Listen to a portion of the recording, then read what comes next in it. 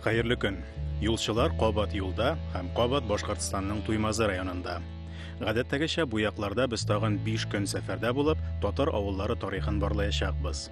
Яңа елга кадәр барачак тапшыруларда сез шул сәфәрнең нәтиҗәләрен күрә алачаксыз.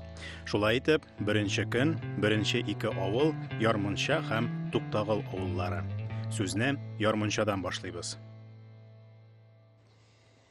Ярмунча авылының Шишмә башы шушында җәмәгать. Бу сүзне нинди мәгънәдә теләсәгез шулай аңларга була. Аның шишмәсе дә шушыннан башлана, авылы да шушыннан башланган.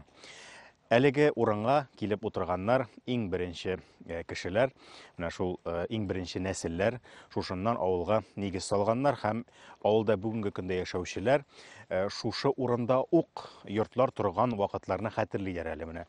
Шушында гына шушы карт өянке янында бер әбинең йорт җире, шитан кыймалы йорт җире булганлыгын әле дә искә алып сөйлиләр. Борынгы урыны шушында. Бүгенге көндә дә бөтен авылны су белән тәэмин итүче шишмә биредә һәм авылның исеме дә нәкъ шушы урыннан башланып киткән. Менә шушы шишмә бәреп чыккан текә ярны күрсәгез, Ярмунча дигән авыл, бер мусафир шушыннан узып барган вакытта шушы ярдан чыгып торучы төтенне күреп кызыксынып килә дә, мондагы бер агайдан сорый, бу авылның исеме барбы, исеме ничек дип, әлегә исеме юк дип әйтә, шул килеп утырган гына вакытлары булгандыр инде. Ә монда нинди төтен чыга, анда безнең Мунча дип әйткән, алайса авылыгыз Ярмунча булыр инде дип әйтеп киткән имеш. Менә шундый риваяте дә бар. Башланып китүе дә, исеме дә шушыннан, шушы урыннан дип беләбез. Ә инде соңрак чорларда авыл үсеп киткәч, авылның инде иң күп халык яшәгән чорларында янәдән шушы якка таба килеп авыл икенче мәчетендә шушында төзеп куялар. Ансы инде менә бу ярның икенче ягында. Шулай ук менә бу баганалар, менә шушы трансформатор утырган яр башы белән шамалый аласыз. Мәчет урыны шунда булган һәм иң кызыгы менә мондагы мәчет төзелешендә Килем авылындагы Тәфкилевларның да өлеше булган. Аның һәрхәлдә айын куюны шулар тәэмин иткән дип әйтәләр. Шулай булгач, бу якта әле төрле нәселләрнең бәйләнешләре дә шәйләнер алдагы эзләнүләребездә. Ярмунча Туймазы төбәгендәге борынгы татар авылларының берсе. Башка авыллар кебек үк татарлар бирегә җир хуҗалары белән килешү нигезендә килеп урнашалар. Бу вакытта алар ясаклы татарлар катламына карыйлар. 18нче гасыр ахырындагы ревизия документларында аларның күпчелеге типтәр буларак теркәлә башлый. Авылга нигез салыну вакыты турында ике фикер бар. Шуларның үзәк архивта теркәлгәненә 1745 ел дип язылган. Ләкин авыл халкы Ярмунчаны борынгырак чорга тоташтыручы, шулай ук чыганакларга нигезләнгән фикер яклы. Документлар буенча карасак, безнең авылга Ярмунча авылының 1738 елны 18нче гасыр башында күчеп утырганнар. 5 семья, 5 йорт, семья күчкән. Фаразлар буенча бу саба ягыннан, документларда точно андай бездә белмибез, андай хәбәр юк, хәбәрдар түгелбез. Шуннан соңрак монда күчеп утырганнар китапта, документларда язылган Иске Чыпчак авылыннан Оса дорогасы дип әйтелә инде. Шулай дип язылган. Шундый хәбәр бар. Шу беренче тапкыр документларда ревизия, 3нче ревизияда күренә. Ярмунча авылының халкы кергән документларда язылган. Анда уже бу авыл ичендә 20 ир-ат яшәгән. Анда хатын-кызлар ул вакытта исәпкә кермәгәннәр. Ир-атларның санаганда. Шуннан соң уже 4нче ревизияда халык саны 6нчы ревизия хәтлек 1795 елга хәтлек халык саны бик артылмаган. Бу бик, аңлатырга буладыр, тормыш авыр булган, әлеге авылны төзү вакыты жерлерін өзгерту. Шуңа бик ауыр шыр болған бұл көшіп отырған халыққа.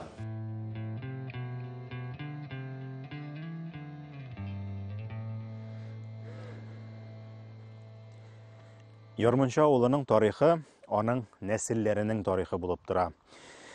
Бик күп тарихи авыллар, менә безнең авылга шундый елда 5 бабай килеп, гаиләләре белән шушында төпләнеп нигез салган дип әйтергә мөмкиннәр. Бу инде авылның башлангыч чоры турында сөйләгән вакытта киң таралган мәгълүмат яки риваятлар булырга мөмкин. Ләкин аннан соңгы чорларда ул төп нәселләрнең ничектер очларын табуы авырлаша, алар буталып, каядыр югалып, һәм документларда бүтән фамилияләргә үзгәреп тә беткән булырга мөмкин бит. Ләкин Ярманчада алай түгел. Биредә төп нәселләр һәрбер ревизия документларында күренеп бара һәм аларны күзәтеп чыгуы бик җиңел дип әйтик инде. Мисал өчен, әлеге дә баягы 3нче ревизия документларын алабыз икән, аларга исемлек белән кертелгән гаиләләр, хәтта шул ук кешеләр 5нче ревизия документларында 1795 елгы документларда күренәләр. Һәм иң кызыгы, анда кайбер кешеләр инде 62нче елда бала булып, 95нче елда инде үзләре бала үстергән гаиләле кешеләр нәкъ 3нче ревизиядәге номер белән дә кертелгәннәр. Әйтик, 1762 елда Шакиров 4нче сан белән кертелгән икән, 1795 елда ул шулай ук 4нче сан белән кертелгән булып тора. Билгеле инде аның гаиләсе генә ишәйгән, нәсел арткан булып тора ул вакытта.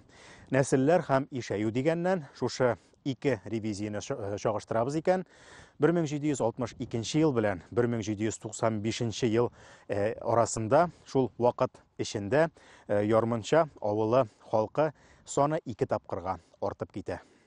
Менә бу нәсел дигәннән, менә безнең нәсел Түбәнштә дибез, алар 5 кеше килгәннәр, шуның 3-сенең генә киткән дәвамы, икеселәрнең юк, үлгәннәрдерме, дәвамнары юк менә шул 5 кешенең. Менә Вафиннар әлеге вакытта Вафин дибез, аларның нәселләре югарыстан шул Шишмә янында урнашкан теге якта. Авыл башланган Башланганда. Аннан булайрак менә урта җәен дибез, монда тагы менә озакта киләлмәде, сикләп киткән. Аларның нәселләре, алар шушы урта җәеннән башлаганнар. Шуннан булган уран тегеннән дә арттан булганнардыр инде. Шуннан безнең нәсел дибез, алар Түбәнш дибез, шул уранда ул почти bir шақырым ұзынлықта олана. Әлеге вақытта қарағанда да біздің Түбәнш урамында 70-80% біздің әсіл халық яшай. Олай юрынша кетсең, Туганнар икәнне беләсез. Туганнар менә хәзер электән бик белеп тә бетмәйдер. Хәзер менә беләбез инде шуқый дигәндәй, менә картинәләр яклап та туганнар килеп чыга башлады. Бер белмәгән кешеләр менә теге иратлар яклап беләдер. Картинәләр яклап белмәй, алар да килеп чыктылар. Шуннан әле дәрсе карасак, тагы артырлар дип уйлыйм. Безнең төп йорт шунда булган, мин үзем яшәйм менә Яңа Урам дигән бит инде. Бу Яңа Урам шул 1800 елларның ахырында барга килгән инде ул. Бу авыл зурайгач, кешеләр сыймай башлагач, башка чыга башлаганнар. Монда Яңа Урамда общий шушы 3 нәселдән дә барында кешеләр. Ярманчаның баштарак акырын үсүендә аңларлык. 1774 елда бу якларда Пугачев фитнәсенең кызган чагы. Аңа кадәр күпме гаделсезлек, аннан соң күпме катгыйлык күргән авыл 20нче гасыр башына кадәр генә иркен яшәп кала. Анда инде Беренче бөтен дөнья сугышы, революция, гражданнар сугышы, ачлык. Халык саны янәдән кими.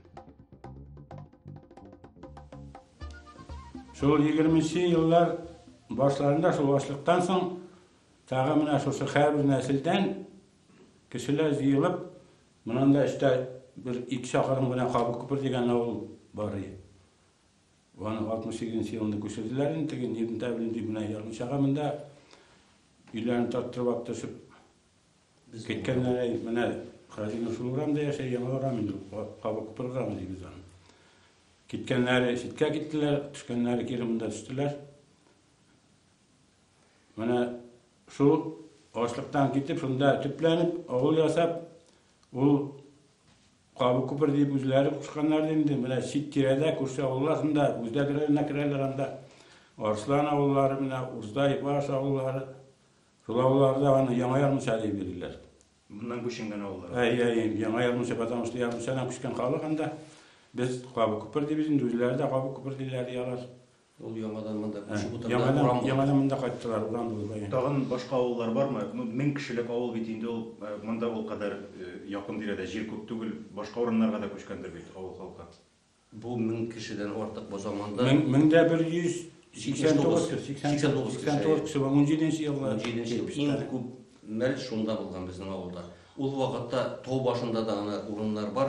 Анда ну читкә китеп утыру булмаган. Читкә күчеп утырган менә күмәк итеп күчкәннәр шушы совет власты килеп чыккач, җирләр бирелгәчтен яшь, ну хәзергечә әйтсәк, более креативный, актив кешеләр.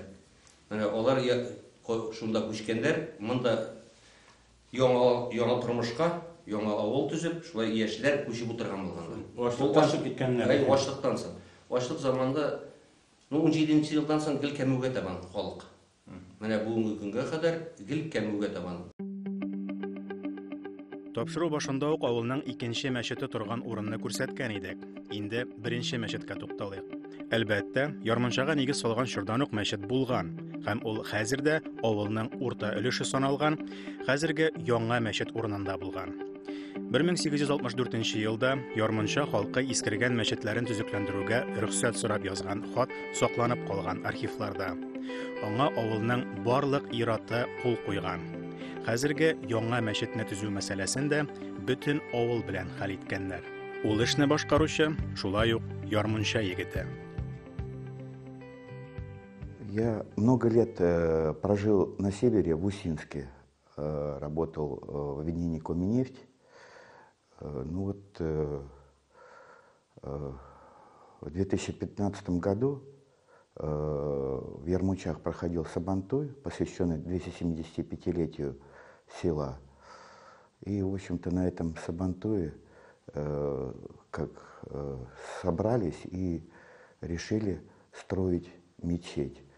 Желание у меня было давно. Это село, это Ярмунча, является родиной мамы моей. Ну, они жили рядышком в деревне Кобык-Купар. Значит, ну, Кобык-Купар в эти года,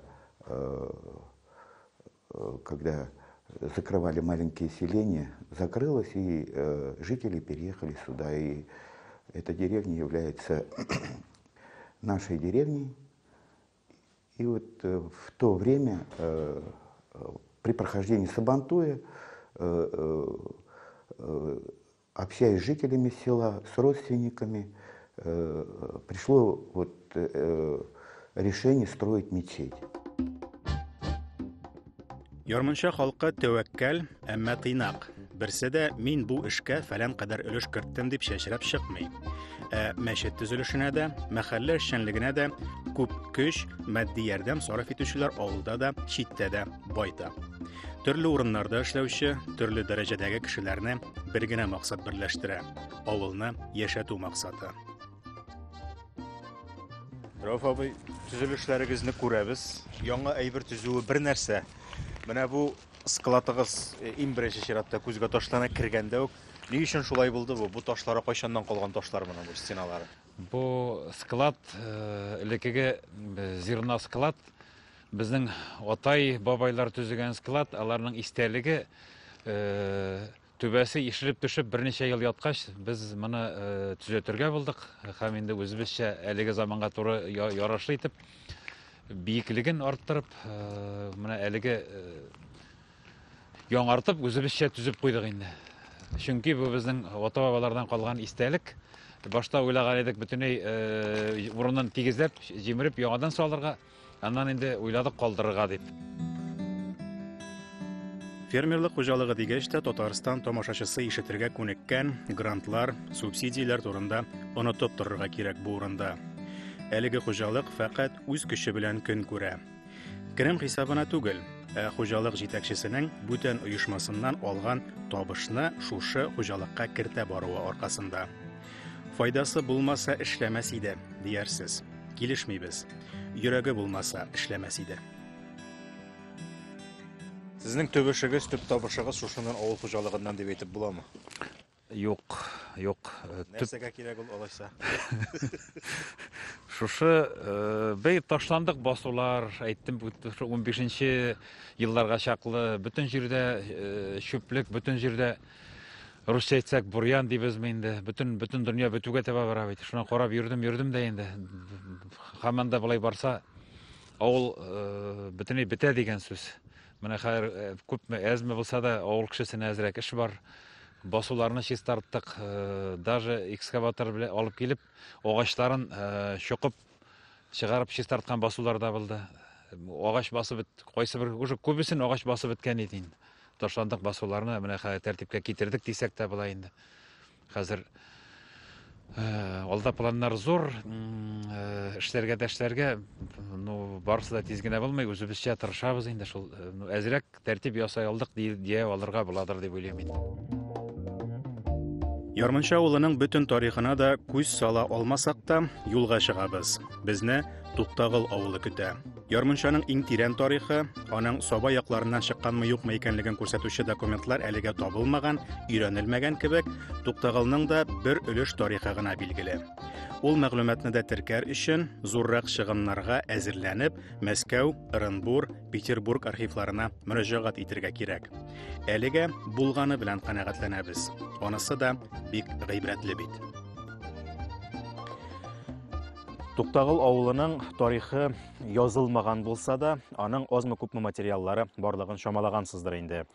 Бу урында шушы яктагы, төбәктәге авылларның тарихын чамалап, аларны берләштеребрәк фикер йөртәбез икән.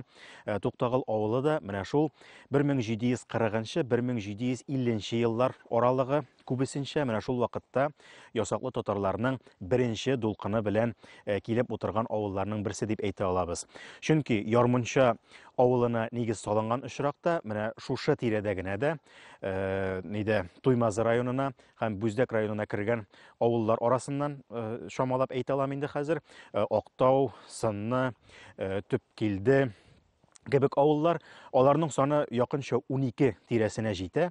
Менә алар барысы да бер чорда, бер дулкын һәм бер яктан килгән бер сословие кешеләре нигез салган авыллар булып торалар. Шуңа күрә Туктагыл тарихын да без шул якка юнәлтеп, шул исемлеккә теркәп куя алабыз дип уйлыйм.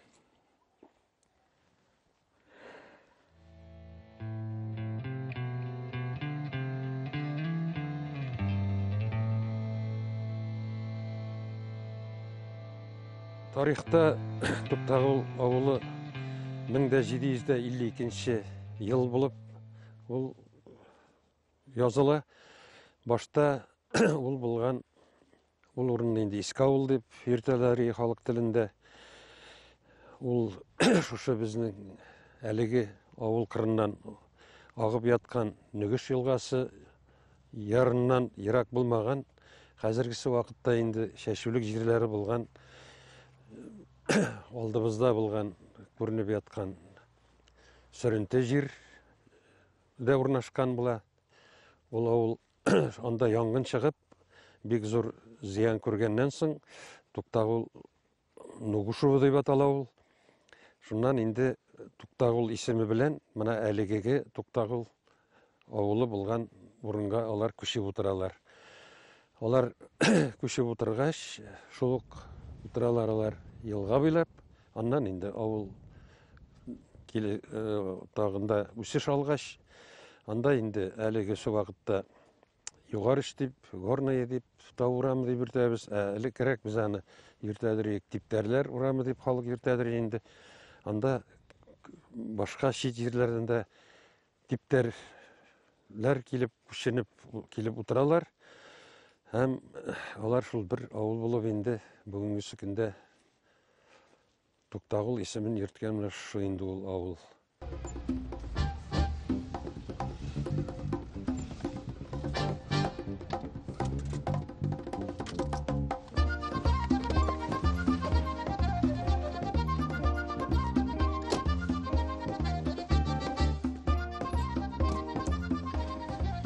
Авыллар тарихын менә шулай йөри барлыйбыз инде без. Һәм менә Туктагыл авылы тарихын сөйләшкән вакытта тагын нинди урыннар бар дигәчтән, бездә Тукай бюсты бар дип әйттеләр. Без инде аны ияләнгән бит инде. Үзәк мәйдандыр дип күзаллаган идек үзебезчә, ләкин алай булып чыкмады. Ул Әминә апаның ишек алдындагы Тукай бюсты икән. Мондыйны тәгаен күргәнегез юк сезнең. Юлчыда гына түгел, башка бер җирдә дә Әминә апа ничек килеп утырды ул сезнең ишек алдына? Yazıcılarını men үзем татар әдәбияты укытучысы буларак бик якын күрәм. Алар миңа туганнарым кебек. Мин аларның язмышларын барсын да белдем. Һәм аларның өчен бик нык һәр вакыт кайгыра торган идем аларның язмышлары турында балаларга сөйләгән чакта.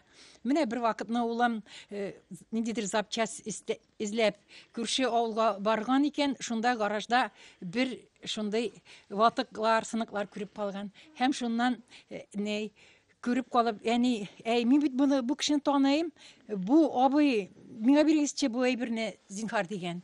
Ул әйткән, ярар, моны чыгарып бергә тапылмады инде, бу бик авыр нәрсә, ничек алып китерсең дигәч, ул бер тикләп җыеп, 15-16 кисәк иде, шуны алып кайтып, шуннан мин бик нык уйландым. Ничек кенә җыештырып буласың инде моны дип, озак уйланып торганнан соң, төбеннән зур торба бастырып килеп, баш тирәсе генә аның шулай бар иде. Аның калган җирләрен тырышып ясадым. Кылаклары да юк, һәрбер җирләрен тырыштырып ясап, шундай дәрәҗәгә җитештем дә, бер дусым килергә тиеш иде, татар теле укытучысы.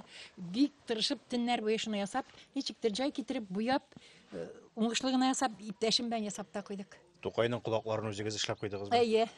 Кайсысы ушамагандыр. Менә күзләрендә генә ничектер җитешеп булмады. Шулай итеп инде ул минем туган кебек, мине саклап тора. Мин бик шатланам ул булганга. Шулай яшәйм, якташым булган өченме, бергә теге шагыйрь дусым булган өченме, язучылар бит инде туганнарыбыз кебек. Бер дә теге мотор булмаса да, мотор сорау булмаса да, сезнең сөйләмегез бу якныкка түгел кебек. Сез кайдан үзегез? Мин үзем Чирмешән районы Лашман авылында туып үскәнмен. Аннан соң Уфага килеп, Уфада Башкорт дәүләт университетында 75 елдан 80 елга кадәр укыдым һәм монда направление белән килдем. Направлениене инде бик уйлап, изләп табып бирделәр миңа. Татарстанның чиге булсын, бу бала сагынмасын, кайтып та килергә якын булсын дип, укытучыларым тырышып рәхмәтлемен Камил абыйга. Шунда абыем укытадыр бит инде Сагит Хафизов. Ул шулай бик тырышлык белән мине шунда тәгаенләделәр һәм мин монда кайтып, менә хәзер 40 еллап шул балаларны укытып, шунда яшәргә туры килде. Лашман авылы кемнең туган авылы ул тагын? Лашман авылы тагын Наил Шәйхетдинов абыйныкы, Гаяз Исхакыйның туган авылы, туган нарышында туган бит инде. Бик матур авыл инде ул. Үз авылын сагынып, Тукайны якташ күреп, сынчы һөнәрен үзләштереп, бюст төзекләндергән татар теле, әдәбияты һәм башкорт теле укытучысын шушындый авылларда күрмичә тагын кайда очратып булыр иде икән. Төрле дәрәҗәдәге, төрле һөнәрдәге кешеләр булуына карамастан, безнең бүгенге әңгәмәдәшләребезне татарлыкның иң күркәм сыйфаты, мирасыңа ихтирам хисе берләштерә.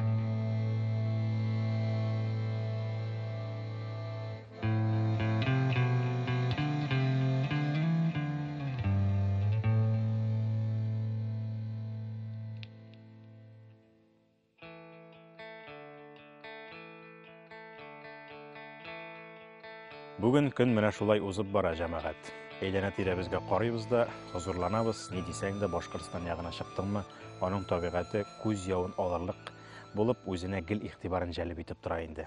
Менә шундый матур урынга килеп утырганнар, татарлар дип кенә бетерәсе дә бит, ләкин менә шушы матур табигатлы башкорт җирләрендә тынычлык әле бик озак еллар булмый шул. Килеп төпләндем дигәчтә, әле җайлы гына яшәрмен диме. Авыл салуы бер хәл, ләкин бит бу якларда гел фетнәләр, баш күтәрәләр булып торган. Һәм нәкъ менә шул сәбәпле 1798 елның 10 апрелендә бу якларга кантон системасы кертелә. Башкортлар һәм мишәрләр, алар казак сословиесенә тиңләнәләр һәм хәрби хезмәт аларның төп вазифасына әверелә. Һәм бу кантон системасы әле 1864 елларга кадәр кадәр яшәп килә биредә. Ягъни бу якларны гел ниндидер хәрби күзәтү астында тотырга кирәклеген хәтта хөкүмәт тә бик яхшы аңлаган.